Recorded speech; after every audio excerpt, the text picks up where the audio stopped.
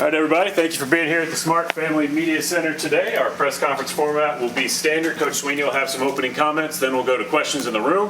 If time permits, at the end, we'll go to questions virtually. As a reminder, this is being streamed on Clemson Plus, as well as being carried live by audiences at Fox Carolina on 105.5 The Roar. So if you could please speak up and enunciate when asking your questions so those audiences can hear you, we would greatly appreciate it. Coach, whenever you're ready, take it away. All right, thanks, Ross. Good morning, everybody. Excited to have another opportunity this week. Obviously, we've not had the start that we hoped for, worked for, to this point. Just first quarter. We got a lot of football left, a lot of opportunity left, and so we'll kick off the second quarter this week, and still looking for our best game. Still looking for 4 quarters of complimentary football. We've not done that yet. And we've seen it in spots. We played the first half of LSU game, 2 quarters of good complimentary football, and then the last half of the Troy game, 2 quarters of good complimentary football. But outside of that, we just haven't put it together, and that's what it's going to take for us to kind of get back on track. Another great opportunity this week to go play and see if we can find a way to win a game. And that's really our focus, is just trying to play our best game, trying to continue to learn and grow from mistakes and things we got to do better, know that we can do better. But I know that for us there's a lot of disappointment where we are at this point. But again, they don't cancel the season after the first quarter. They don't call a football game off after the first quarter. We got a long way to go, but it doesn't get any easier. Every game is a battle, and we're definitely, got our backs against the wall, and we've put ourselves in a hole, and we got to find a way to get ourselves out of it. And you just got to do it, one week at a time, one play at a time, and that's really what our deal is right now. We just need one more play, one more score, one more stop. But I love how the guys have responded this week. And love our team, our staff. It's a group of people that are together and know what we got to go do. But again, it doesn't get any easier. Syracuse is a really good football team. They're undefeated in the league, so we know, hey, we've got a loss in the league, so we got zero room for error. So we've got to find a way to win a ball game. And Syracuse is coming in here off of 2 good wins, and one of them in overtime. They're a very tough football team, well coached. Fran is a guy that I got a lot of respect for, and his team plays really hard. I mean, these guys are physical. They are physical as crap on both sides of the ball. They fly around, and we'll get after you. So offensively, they're another challenge. I mean, they play with a ton of tempo, snap the ball 80-plus times. I mean, they're playing really, really fast. They've got some length outside. They're huge up front. The quarterback came in he was the backup at Notre Dame, and he's done a heck of a job. I think they're 3rd in the country in passing offense, and he might be leading the nation in passing. But that doesn't mean they get off the bus throwing it all over the park. It doesn't mean they don't run the ball. Everything really starts with them running the ball to pass the ball. The back is kind of like Maffa. He's a 235-pound back. Big, thick kid, strong downhill runner, but every run they have is an RPO. I mean, everything. The kid can pass it every snap, whether it's a screen, a true RPO, second level, or third level read, and then a ton of play action shots, move them out of the pocket, and a bunch of drop back. I mean, whether it's an empty or it's tight sets, whatever it is, again, watching the quarterback after 3 games. He's a really good player. So, this is a big challenge for our defense. A lot of shots. They'll again move the pocket all over the place, free release the back. The back's a factor in the passing game as well. So we've got to find a way to affect the quarterback. It's just that simple. I mean, he's a guy that that can really he can beat you. So big challenge there, matching up with their skill and affecting this quarterback to give ourselves a chance. And then over on the defensive side, they've done a nice job, with their scheme. Very aggressive. I mean, very aggressive. Get after you up front. The one thing that jumps out off the tape is they're physical, number one, but they fly to the ball. I mean, these guys are around the ball. Anytime you stop the film, they got a bunch of dudes around the ball. So play really, really hard, and they've got good skill on the back end.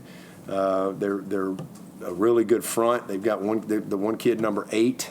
I think it's maybe his 8th year in college. He's a problem. He's got some really good athleticism and length. He's been a very effective, big inside. So I really like all their players. 91, 4, 11. Got good corners. Two's one of the better players in our league. He's been around for a while.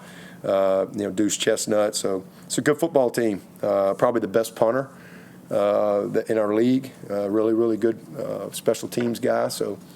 Big challenge, and we're looking forward to it. Looking forward to another opportunity to get back out and compete our butts off and see if we can get our season on track. Any questions? So Elijah Thurman, was that an injury from the Troy game, or was that practice? Practice. Yeah, practice. I guess what's his status? Day to day. We'll release a status report on Thursday of all these guys. So that's protocol now with ACC games. How has Jay Haynes kind of progressed so far from his injury? Yeah, he's still coming. The quad strain, I think I might have mentioned that a week or so ago. The quad strain kind of set him back, and but he's still not fully back, but progressive. With the offense, you just mentioned, one play away, and some of the basic, simple stuff. To you, how much is that on players? How much is that on coaches? How does that split kind of go for the blame so far? There's accountability for everybody. This isn't middle school football. It's everybody's accountable. Everybody's got to be better. With the first quarter mark here, as you're evaluating Tom Allen so far, how much do you factor in the learning curve of a new defense, a new language, sort of starting from scratch? Yeah, the first 2 games, good enough to win. You hold 17 points to LSU and got one big play that we gave up there. You're good. That's good enough to win. So I'd say you passed those 2 tests, but we stunk in Atlanta. But how about let's give Haynes King some credit? How about we give Georgia Tech some credit? That quarterback was special, and I knew going in he's a special player, and he was special in the game when they needed it most. He was the difference in the game, and so that game we didn't get it done defensively to what we need to be what we want to be. So, but we hadn't had Khalil Barnes. He's one of our best players. That's been a little bit of a factor as well, but no excuse. We got plenty. I just think, but again, same thing. It's complementary football. 21 points. The 3 points came off the offense, so 21 points. We got to score points. So it's there's I say it's down to one play. There's one play I could change on defense that we win the game. But there's about 8 of those, one play. If I change one of those 8, and it had nothing, don't even take anything away from them, like stuff that we control, you win the game. But we got to get the offense rolling. Defensively, I think we're going to be fine. I think Tom's done a great job, but there's certainly newness. There's some things that they got to work through. Got to drive the car a little while, but it wasn't good enough in Atlanta. It wasn't good enough. It was good enough to win the first game, and certainly good enough to win the second game. They gave up 7 points. That's what they gave up, and the rest is on the offense. So I think it's the first quarter. I think we got a lot of football. We got a long way to go. It's a long season. We've played good people. And again, we haven't come close to playing our best football, and you've got 2 losses down to the last play against good teams. So that stinks, but also there's reason for optimism. So we got to do a better job with things that we control. Do you think it can take away from the continuity and rhythm of the defensive line when you're rotating so frequently? We've rotated forever around here. Yeah. Best defense in the country, 2014. I mean, we rotated 5 D tackles and we rotated 4 D ends like it was. We rotated Shaq Lawson, Vic Beasley, Kevin Dodd, Corey Crawford, Tavares Barnes. We played 5 ends every game, 5 D tackles. DJ Reader, Grady Jarrett, Deshaun Williams, Josh Watson, Carlos Watkins. I mean, yeah. Just play all them guys. So we're dominating the line of scrimmage that year, too. Yeah. Yeah, we did. We were number 1 in the country. But we rotated them all year. That's what I'm asking, like, that dominance hasn't happened. So I'm just wondering if there's a change. How many points did we give LSU? 17. Okay. Is that good enough to win defensively? Should be. They gave up 7 against Troy, and they gave up 21 against Georgia Tech. So I'm not saying we're dominating people, but we're trying. It's a long season, and you got to, where we got to be better defensively is 3rd down. That's where we got to be better, and we got to get off the field a little bit more. But who do you not want us to play? That's not my preference. Okay, well, we're going to play the guys that deserve to play. They can't play every snap. We got to have a rotation in the D line. We don't play anybody that doesn't rotate D linemen. I mean, they can't play every snap. The guys have to play. We got to make sure we develop some depth as we go through the season at a critical position. It's a very critical position to have some depth. Do you feel like the effort's always been there for some of those guys? Yeah, I think guys played hard. They battled their butts off. I mean, you can take any football game of any team, and you can find a play, and we do that. We call it a loaf tape every Monday, and we don't have many, but that's something that we create a lot of accountability in. But you can find a loaf on any tape at any level every week. You can find somebody, but you hold people accountable. There's consequences for that. In front of everyone, it's a group thing, so a high level of accountability there. But these guys have battled their butts off. They really have. So just we hadn't got the result we want in 2 close games. You said repeatedly that you've been a little too soft on the perimeter. Yeah. Is that especially a concern of facing the offense you're going to see Saturday? Yes, for sure. I don't think we haven't set the edge well enough, in the screen game in particular. We have not defeated some blocks well enough, gotten off some blocks, and got to do a better job on that in space for sure. That's definitely a concern. Is that why Strozier kind of got a little bit more snaps against Georgia Tech? Well, I mean, Ashton's giving up PIs and giving up bad big play with bad eyes. I mean, we're playing man coverage and he's looking in the backfield. So, just precision in what we do, details, eye discipline. I mean, we got to be better, and technique and fundamentals. And so you got to put the next guy in there. Strozier deserves to play. I think Strozier, honestly, has had a good camp, and he's a kid that's, I think the arrow's up by his name. He's progressing for us, and but Ashton is a special talent. He's a special player, but we got to get him playing that way, and he'll respond. But just really poor on that one big play on the slant and go. That was a critical play in the game, he's just looking in the backfield. And it's just eye discipline on doing your job. And then the one screen that they hit out there, he just, out of control, flying and diving at the ground as opposed to collisioning and making the receiver have to stop his feet. This is basic football. We got to clean some of that stuff up. So Strozier deserved the opportunity to play. But he missed the tackle. Should have been no gain. So, I mean, we just got to be better. We got to be better. But that's our job as coaches to, get them better, and they got to play. I mean, it's early in the season. You're playing in games that one play can make the difference. If we win both of those games, we still have the same problems. That's the thing here. It just, you feel different, right? Like, y'all probably ain't asking some of these questions, but that's just the reality of it.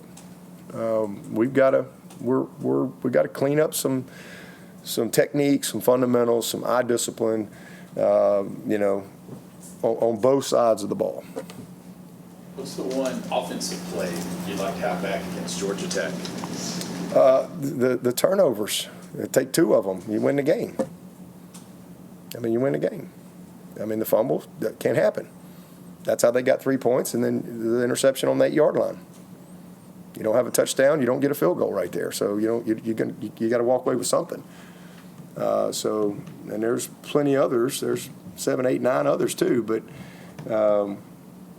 that's, you're playing a good team on the road, and you miss opportunities like that. And then the drop on 3rd down, I think we put the game away.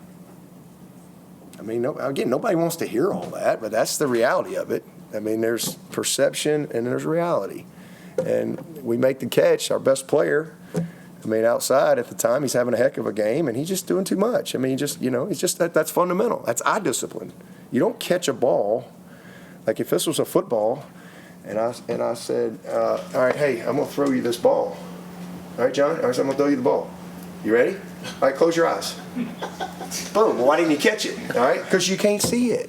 You physically catch the ball with your hands, but you really catch it with your eyes.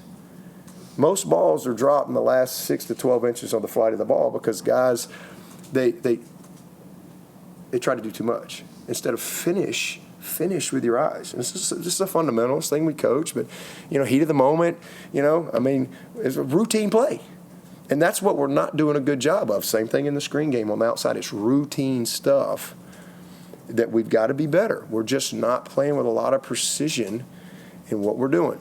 And, we haven't had that type of margin for error.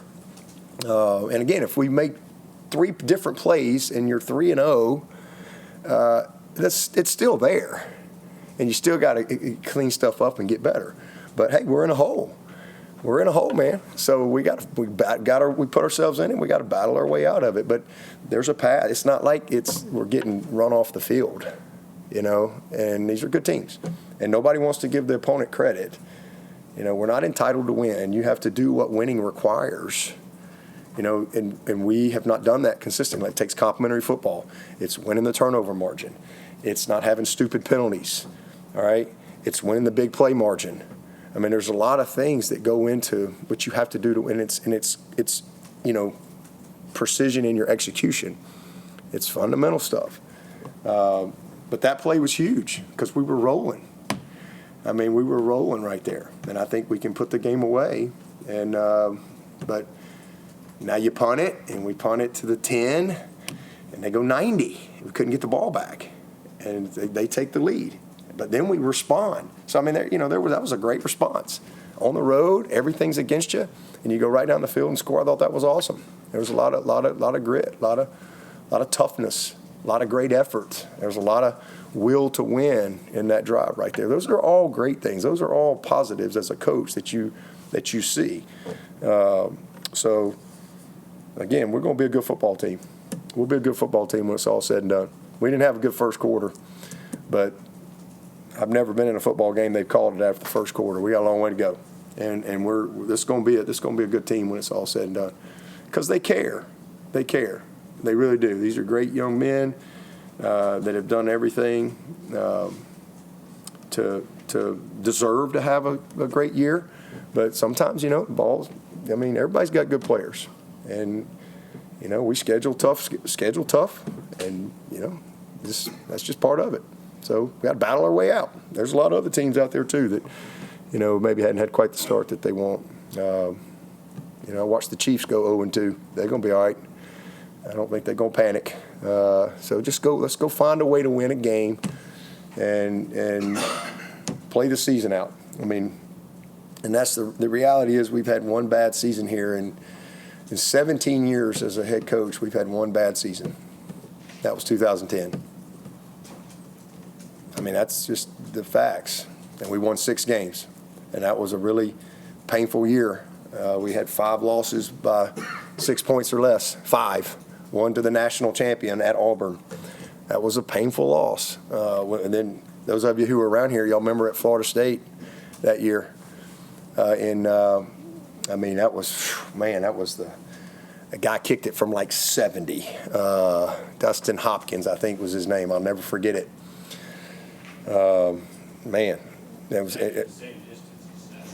Was it? Yeah, it would have been good from 70. I just know we led the whole game. They never led in the game.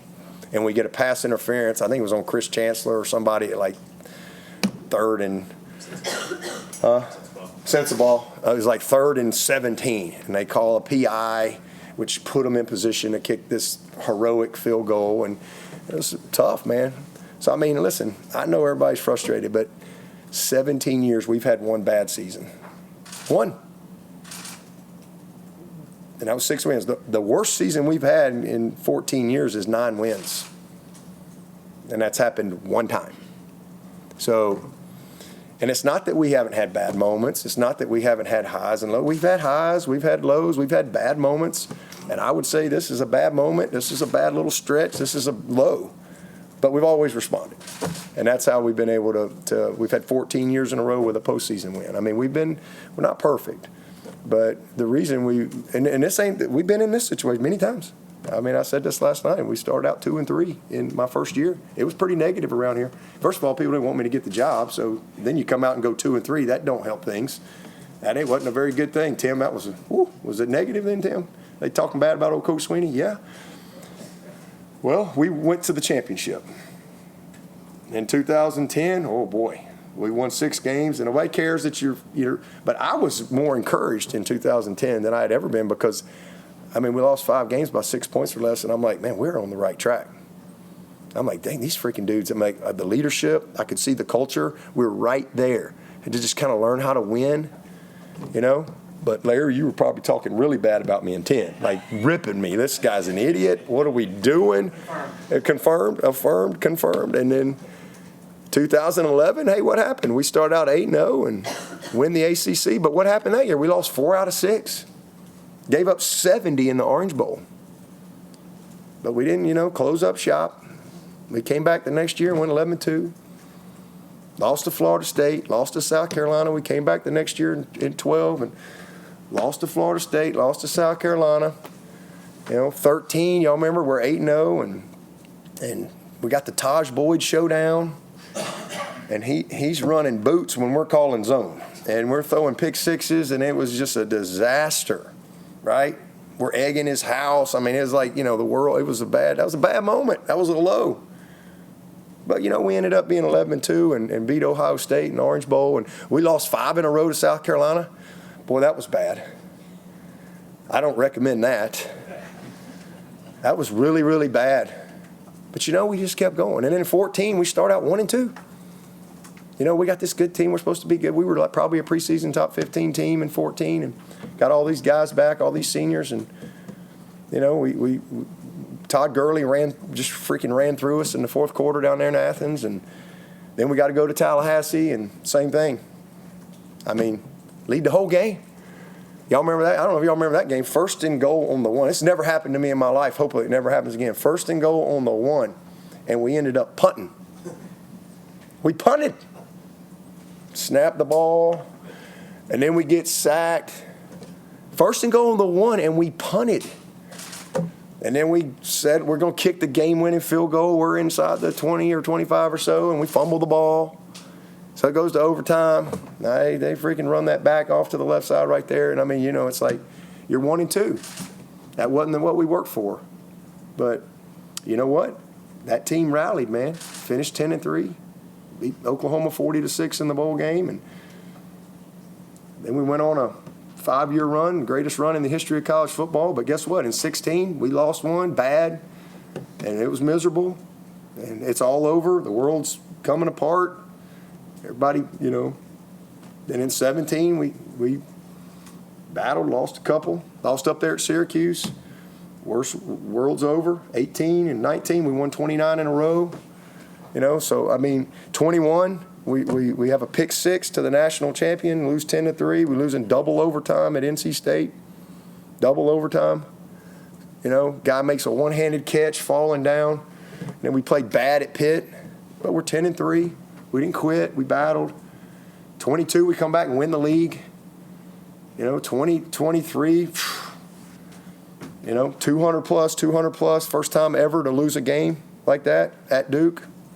We lose in overtime. We lead the whole game against Florida State. Sack, ball falls out of the sky, touchdown. We lose in overtime, double overtime at Miami.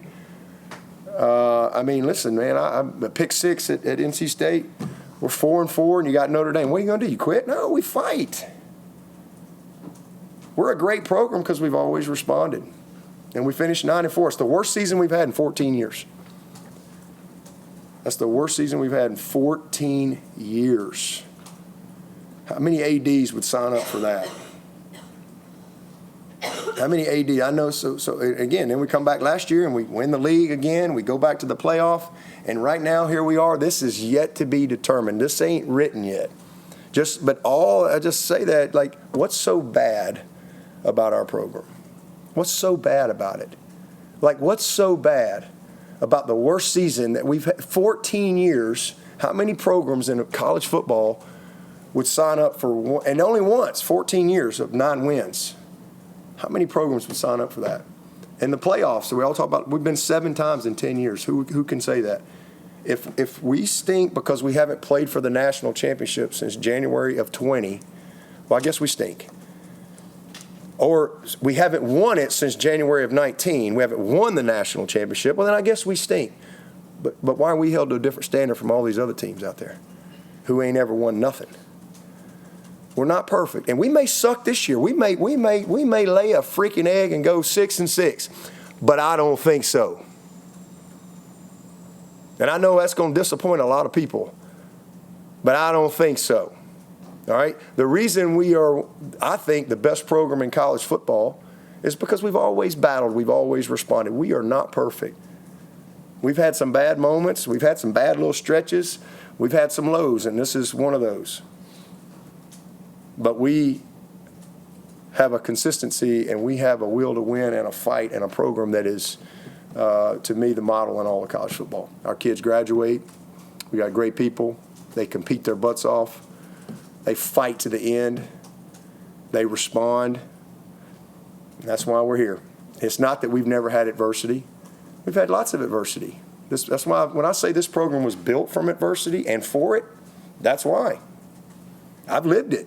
So I got faith. I got faith because I've seen it.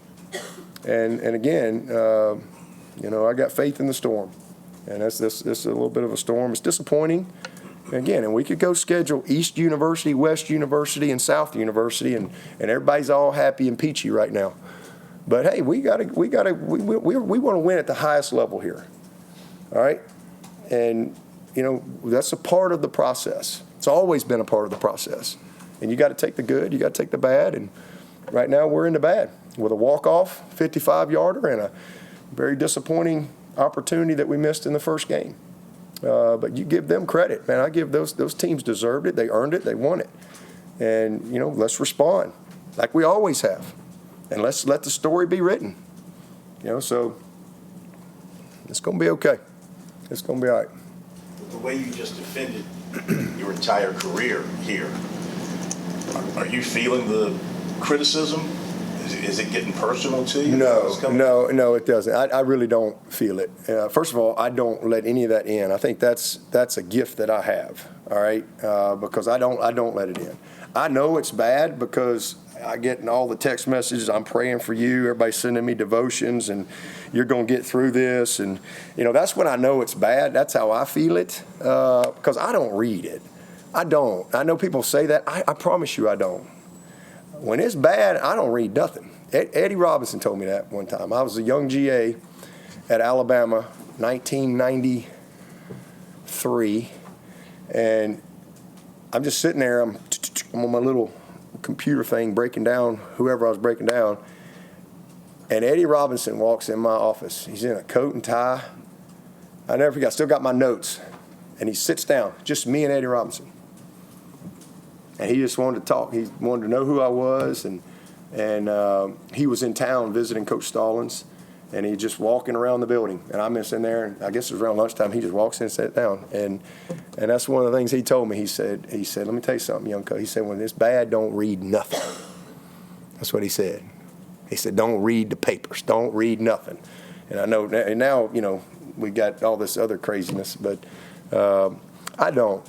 But yeah, so I'm human, right? And like I said, that's when I know it's bad, when I got people I hadn't heard from a long time and they're praying for me. The cool thing though is I've had a lot of coaches in this conference and other conferences that have reached out to me and encouraging me, and I really appreciate that. Listen, but I've done this a long time, and I say that to you just so you know. Why would I not have faith? What I've lived in my life, I just have to be crazy. So this ain't the worst thing that's happened to me in my life, and it won't be, and it won't be for these players. It's a bad moment, you know, because we take pride in what we do and we're competitive. But this ain't the worst thing that's ever happened to me in my life.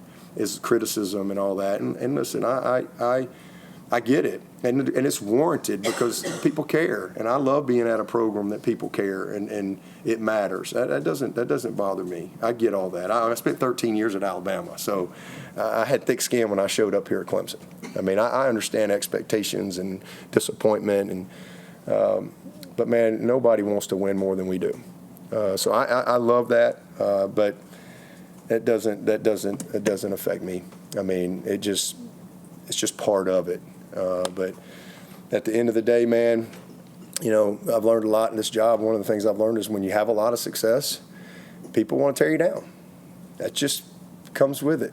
People want to tear you down. They want to see you fail for either to make themselves look better or to promote whatever narrative or agenda they may have. That's part of it. And so you have to understand that. And I do. So I love my job, love the people I work with, where I work with, and I love it all. The bad, it's all good. And as a Christian, I know Romans 8:28 says all things work together for good for those who love the Lord. And I love the Lord. My life's built on a foundation of faith. My identity is not a scoreboard. My identity is not being a football coach. So I may not be happy, but I always have my joy. You know, I really do, because I said this the other day. I've had enough praise and hate and criticism and love to last 3 lifetimes. My life is built on a foundation of Christ. It just is, and so that's where my peace comes from. And if you don't have that, it's hard to understand that. But I have a foundation of Christ. That's where my peace comes from. That's just how I'm built. And I just know that, you know, adversity is a part of life. But it's a choice of whether or not you let it develop you or define you or destroy you. And I've always chosen to, you know, just turn the pain into purpose. I've always done that. And that's everything goes back to my purpose in life. And this, what I do for a living, our purpose as a program. That doesn't change. No record. I don't work to a record. My identity's not tied up in a scoreboard. None of that stuff. And there's probably a lot of people who don't like to hear that, but we've had a lot of success here, and it hasn't been perfect. So I don't. I thrive in the battle. Honestly, I have my whole life. I watched my sister-in-law die at 49 years of age in the hospital, breast cancer. Listen, perspective is important. So if they want me gone, if they tired of winning, they can send me on their way, because that's all we've done is win. So if they tired of winning, we've won this league 8 out of the last 10 years. Is that not good? I'm just asking. Is that good? I don't know if that's good or not. To win your league 8 out of 10 years, to go to the playoffs 7 out of 10 years, to be in 4 national championships, win it twice. Yeah, we're a little down right now. Take your shots, but I got a long memory, in case y'all don't know. We'll be all right. We'll bounce back. This is a program built to last. Always has been. Always will be. And I would just say if you give up on us if you don't believe in us because we've lost 2 games down to the last straight and you didn't believe in us anyway, so it don't matter. You wasn't all in anyway. If you're all in, you burn the ships, man. There ain't no exit strategy. Like, you're freaking all in. And hey, listen, I mean, if Clemson's tired of winning, they can send me on my way, but I'm gonna go somewhere else and coach. I ain't going to the beach. Hell, I'm 55. I got a long way to go. Y'all gonna have to deal with me for a while. I got a long way to go. I'm just getting going. I'm just now good enough to be a head coach. I'm just now figuring it out. So we'll be around a while. Let's hang in there. You're only 55. That's it, man. Do I look 70? Yeah, I think that's about right around the age. I think Coach Stallings was, he was right around that age, 55, 56, something like that when he came to Alabama. I think Coach Saban, what was Coach Saban? He's probably about that 55 or so when he got to Alabama. He coached for 32 years in Tuscaloosa, it seemed like. I got a long way to go, boys. Long way to go. Hate to disappoint all the haters out there, but ain't nothing going to steal my joy. Ain't nothing going to steal my joy. Now, I ain't happy, but ain't nothing going to. Happiness is based on results you get, right? But joy is something that's deeper within, and that's what I build my life on. So I'm way too blessed to let it steal my joy. It's frustrating, and I'm sure it's really nasty because again we have a society now that's normalized nastiness and hate and criticism, and we give platforms to people to just tear people down and make stuff up and lie, and nobody cares. That's just normal in society, and that's sad, but that's why I don't participate in that. I just don't. I think we all have a choice what you let in and what you don't, and but that's also the world. That's part of the problem too, because that's the world these guys live in, and you lose a game at a place like Clemson and people can lose their mind, and you gotta learn how to manage that. You gotta learn how to live your life with that. That's why you got to build your life on a foundation of faith. When you say if they want me gone, are you talking about fans? Whoever Kornblute was talking about. Whoever. And you mentioned the word perception.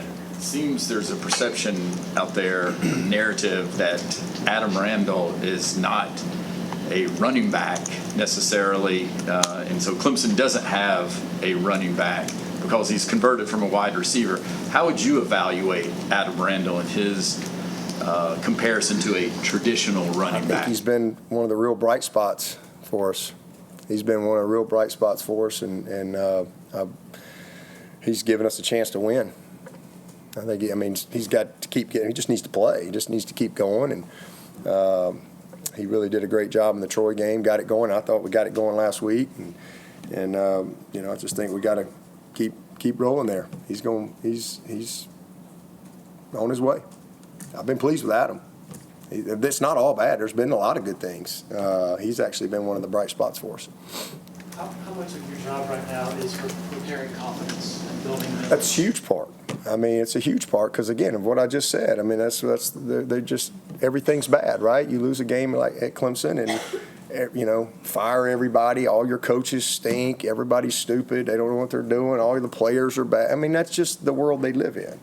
And so, and then you have a gut punch like we had the other day, and it's a huge part of what we have to do as coaches. It's always a part of it.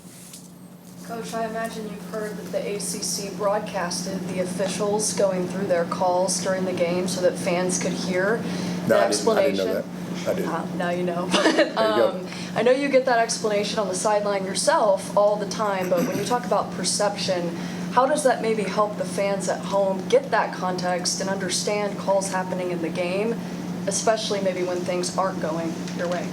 Okay, so you're talking about people at home being able to see the refs in the command center. Yeah, being able to hear. Transparency, I think, is always a good thing. I think that's what they're trying to accomplish with that is just transparency, and maybe just teaching people what their process is and how they go about things. I think that's what you're asking me. How would you evaluate the job Garrett's done with kind of rebuilding confidence, getting them back in rhythm? Like, how do you feel like he's done in this process? None of us have done a good job at this point. We all have to be better. Like, we're 1-2. So from just a pure football standpoint, we haven't gotten it done. I mean, ultimately, we're responsible for results. We got to score points. So we haven't done a good job. I mean, we've got to be better. All of us, not just Garrett, everybody. He's not the only guy in the room. We all have to be better. Everybody's got to be better. And the players got to be better too. But, it starts with the coaches. I mean, we got to score.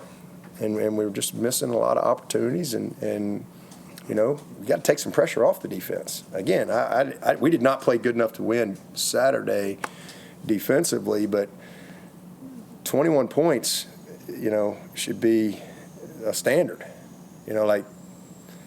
We've won a lot of games around here when we hold the opponent to less than 23 points. That's kind of been our standard. And so it's not like you got to be perfect, but we've all, it's complementary football. And so that's where I think the offense has to be. We got to get going. We're not anywhere near what we should be, can be, and what we're going to be. So to this point, none of us have done a good enough job. With the new regulations at the meet at the Paul, we've seen you now at your 2 home games have a special one with TJ and Cade. What has it been like actually having that time and not getting swarmed right away? The first game was a blur. I was more just pissed in the moment. But the Troy game was a little better. I missed the fan. I like the fans. I wish they. I think we'll get better. I wish we wouldn't play the alma mater till we got the fans out there. I miss hugging up on random people, students. But I understand it and make sure that we get the opponents off the field and what they're trying to do, and I think that's important. So we're still kind of working it out. I think eventually we'll find the right rhythm to where we can still beat Clemson, and one of the things that's made Clemson unique and special for a long time. You still have the policy of your public commitments not taking visits to other schools? Yes. So, but we're not going to talk recruiting. But yeah, that is a policy here. Oh yeah. So not pick, but just so. And I don't bring committed kids in here either. So I don't do that. I don't visit committed guys here. I don't bring them into games. What does that? What's the problem? That's between us and recruiting. We're not getting involved in recruiting in this press conference. Just wondering, with revenue sharing now, does it add a different level of accountability in terms of the player having to play up to what they're being paid, or any pressure? How do you view that? Sure. You can't have it both ways. It's more than just a scholarship now. So, revenue share is based on performance, right? Like, so you got to sit down every year and you got to figure out, because we're heading into, like I said many times, and it might take a year or so to really kind of everybody settle in, because everybody did so much front loading and everything's kind of off for maybe a year. But you got to make decisions. Everybody's going to have the same amount of money, and then you have true NIL with the NIL Go, and all that stuff has to meet a standard and all that stuff, and that's great. But the rev share is, it's a game changer for us, because NIL is hard here. It was really hard. But the rev share is a game changer, because now we can use our money, but you have to divide it up. And so how do you divide it up? Well, okay, these are our first rounders, and first of all, you got to retain guys. You have to retain your talent, and then you got to acquire talent, and you got to there's a process on both of those. But yeah, you pay the wrong guys, you're in trouble, right? And these aren't lifetime contracts, so no different than the next level. You have to perform, and there's still a portal. Kids can still go, so it's very different. It's not anywhere near like the NFL. NFL can't; those guys can't. They can get cut anytime, but they can't leave anytime. There's a very different model from what we deal with in college. But yeah, you have the guys that there's a performance. I mean, guys don't play well. Well, it's going to be a different conversation when you sit down the next year, right? So it's just part of it. You talk about sort of the rat poison before the season and listening to the wrong things and maybe some guys getting too full of themselves. How much does it maybe complicate that to introduce large amounts of money? Well, it doesn't help. I mean, it's another just factor that you have to deal with. I mean, that's just the world we live in. And I don't think guys getting too full of themselves. I just think sometimes the expectations can become the focus as opposed to just the process. And just, that's just these are young people. So, yeah. And for this particular group, they have never dealt with that. All they've gotten is they're terrible, and everything's bad apparently. Even though they've won championships and been in a playoff, but this was the first year that this group really had to deal with that. So it's a part of building back to the top of the mountain. No different than when I got the job and we built our way to the top of the mountain. We're building our way back, and it doesn't go. It's not easy. It's not perfect. But we're going to win it again multiple times. We're going to win it again.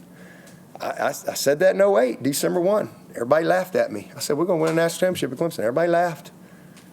And when we struggled in 9 and 10 and 11 and we're losing, we're having some bad runs and streaks, everybody wants me to do this and everybody do that. No, we're going to do what we think is best for Clemson. And we'll get there. We'll win again. We will. Going, do you think it's more of a mental block, or do you think it is the attention and eyes and just tightening things up? I think it's both. I think it's definitely mental in that all of a sudden guys are pressing, they're trying to do too much, they care, and it's just and then it's just a little bit of just some bad luck too, like where you got the right play and we don't execute for whatever reason properly. So it's a combination of all those things. The good news is it's there. It's there. I mean, it's on tape. Like we know what we're looking at. Like we understand what the game plan is and what we're asking these guys to do. So I mean, it's not like it's just bad. We just have to be better, and it starts with the coaches. And again, it's just very little precise details, technical things, but some of it's confidence because, again, disappointment can create doubt. Disappointment can create noise, and that can all of a sudden, you can play uptight. And that's just human nature. And try, as hard as you want, and next thing you know, you're getting out of your process. So it's not anything we can't overcome, but we better start this week because the only thing worse than 1 and 2 is 1 and 3. So that's it. We're trying to battle back from that. Is some of it with this year's team learning how to win? Yes. Yeah.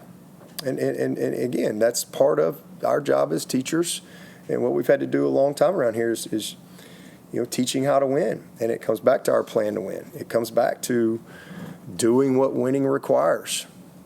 And what are you doing when you're not here? What are you doing when nobody's watching? All of it matters when you're trying to win at the highest level. So that is definitely part of it. And those are things that you teach all the time. And you have to reteach because you got new people. And it's, but we've always responded and we've always got better. And again, like I said, 14 years, the worst season we've had is 9 wins. And it's happened one time. So that's bad. I guess we're bad. But it's not that we've had lots of moments like this, but we've responded. We've taught. That's what's driven our consistency. We've made changes and corrections and adjustments, and that's just, you don't keep a job for 17 years if you at this level if you don't do something right. And so again, you go back to the core things, the basics, the fundamentals. Make sure the lockers are clean. Make sure everybody's showing up to treatment on time. Like, let's just get back to the process of every little thing. But the main thing is you got to have the right people, and we got that. These are some great young men. I mean, they really are. They care, and they're talented. So we'll get it going. When you see the explosives in Syracuse passing game, is that RPO, yards after catch, or are they shots? Like, how would you break that down? All the above. Ton of drop back, where they're just ripping it, and a bunch of move the pocket, a bunch of RPO. Most of the RPO stuff is more, perimeter stuff, bang eights, a lot of empty. Where a lot of times you go empty, it's a lot of quick game and things like that, but they'll take some shots out of empty. They double moves. A little bit of everything. So, it's a lot of verticals. They'll push the ball down the field. But the quarterback's a good player. So they've done a nice job. Done a nice job of that. Got time for one or two more for Coach? Nolan has missed a field goal, LSU game and Tech game. What have you seen on those two, and just kind of what's the key to getting there? Yeah, he's just kind of leaving his shoulder. He's just kind of getting it. It's kind of like if you leave your club open a little bit, right? You push it out to the right, and both of them have been right there. Ryan's a very technical guy from a coaching standpoint, and they're 50-yarders or whatever, but we expect him to make those, and that's his job. So, and that's critical. You make that field goal in the LSU game, and, I'm not going for it on fourth down twice to go win the game or tie the game. I kick a field goal, and then I kick another field goal to send it to overtime there. It just changes things, changes some dynamics of things. And then same thing the other day, it came down to 3 points. And there was a lot of those 3 points. We missed a field goal. We turned it over, and they got a field goal. We missed the touchdown on the A. There's a lot of things that can impact games. And, so everybody's we got to do our job with more consistency if you're going to win. And that is a part of it. These guys have got to learn how to win, in particular the close game. And we still lead the nation in one-score games. In the last 14 years of college football, one-score games are hard. And we lead the nation. I think we're just over 70-something%, and I think maybe the next closest team is maybe Ohio State, and they're like 60-something%. Those are hard games. But the reason we've won so much around here is we've won the close games. And right now we're not making but in close games, that's one of the things Coach Stallings always taught me. His last thing he'd tell us every time, men, it's going to be 3 or 4 plays to make the difference in winning and losing. Play every play like it's that play. And we're not, And that's how you learn to win. Every play can be the play that wins the game. And so, you've heard me say it many times, but that's where we got to be better, is understanding that every play is the play. And that's really what it's come down to for us. And we haven't won the close games, and we've got to finish. And we got a 10-10 game in the fourth quarter versus LSU. And we don't finish. And then we got a lead versus Georgia Tech, and we got them backed up, and we don't finish. So we got to finish in the fourth quarter. You got to play one more quarter. So there's just a lot of little things when you're learning to win at the highest level, and because you don't just carry that over. Guys leave. It's not like I get to keep guys forever around here. So you're always coaching and teaching, and there's challenges along the way, but. For me, I just fall back on my experience. I've done this a long time. I've been in this situation many times. This is not my first rodeo. I've been 1-2 before. I've been 4-3. I've been 2-3. Started my career 2-3.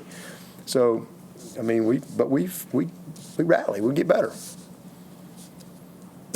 All right. Thank you, Coach. Okay. Appreciate it. Thanks.